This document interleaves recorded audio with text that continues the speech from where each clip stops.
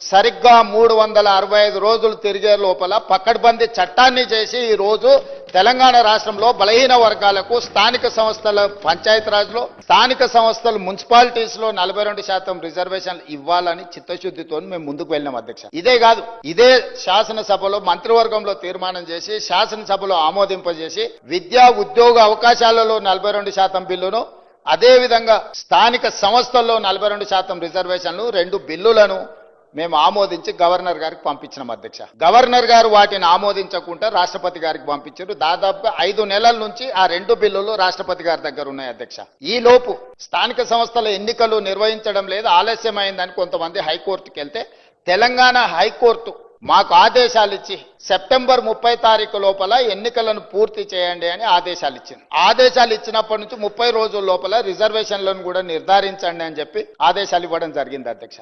High court ఆదేశాల మేరకు ఉన్న పరిస్థితులను చట్టాలను అన్నిటిని పరిశీలిస్తే 2018లో చంద్రశేఖరరావు గారు తీసుకొచ్చిన పంచాయతీరాజ్ యాక్ట్, గంగ్ల కమలాకర్ గారు బీసీ మంత్రిగా ఉండుకుంటూ తెచ్చిన చట్టం ఏంటంటే 50% పరిమితికి లోబడి మాత్రమే ఎన్నికలను నిర్వహించాలి.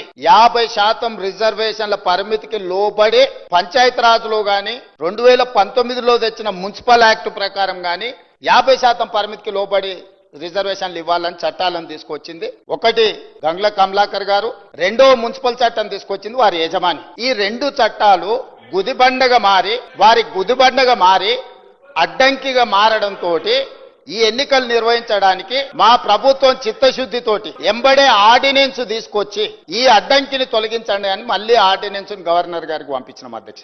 గవర్నర్ గారు ఆ ఆర్డినెన్స్ కూడా వీళ్ళ మాటలు నమ్మి, ఒకప్పుడు ఆయన ఒక రాష్ట్రానికి ఆర్థిక మంత్రి, ఒకప్పుడు ఈ రాష్ట్రానికి ఆర్థిక మంత్రిగా పనిచేసిన ఆయనకి ఇద్దరి మధ్యలో మిత్రులతో ఉండి తెర వెనుక లాబింగ్ చేసి ఇది కూడా రాష్ట్రపతి గారికి పంపించండి చెప్తే ఈ ఆర్డినెన్స్ కూడా రాష్ట్రపతి గారి దగ్గరకు పోయింది అధ్యక్ష.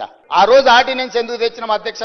అత్యవసరం ఉండి శాసనసభ మనుగడ నడవడం లేదు కాబట్టి ఆర్డినెన్స్ తీసుకొచ్చి పంపించినాం. ఈ రోజు శాసనసభ ఉన్నది కాబట్టి ఆర్డినెన్స్ రాష్ట్రపతి నుంచి ఆమోదం పొందలేదు. ఎప్పుడైనా అత్యవసరంగా ఆర్డినెన్స్ తెస్తే ఆ తర్వాత వచ్చే శాసనసభలో బిల్లు ఆమోదించుకుంటాం. ఇవాళ ఆ బిల్లులు తీసుకొచ్చి ఇక్కడ పెట్టి వీటిని ఆమోదించండి అని అంటే ఏమాత్రం ఇప్పుడు గంగ్ల కమలాకర్ గారు మాట్లాడింది చూడండి అధ్యక్ష. 42% రిజర్వేషన్లు బలహీన వర్గాలకు వస్తే మొదటి వరుసలో గంగ్ల కమలాకర్ సంతోషంగా ఉంటాడని చెప్పిండు. వాళ్ళ నాయకుడు చంద్రశేఖరరావు, వాళ్ళ నాయకుడు తారక రామారావు, వాళ్ళ నాయకుడు హరీష్ రావు సంతోషంగా ఉంటాడని చెప్పలే. ఆయన స్పష్టంగా చెప్తున్నాడు వాళ్ళకి సంతోషం లేదు, వాళ్ళకి దుఃఖం ఉన్నది, వాళ్ళకి బాధ ఉన్నది, వాళ్ళు కడుపు నిండా విషం పెట్టుకొని ఉన్నారని చెప్పి గంగ్ల కమలాకర్ గారు స్పష్టంగా చెప్పారు. నాకు కూడా తెలుసు గంగ్ల కమలాకర్ గారు అభినందిస్తారు దీన్ని, కానీ ఆయన బాధల్లా వెనకాల కూర్చొని నడుపుతున్న ఆయన సమస్య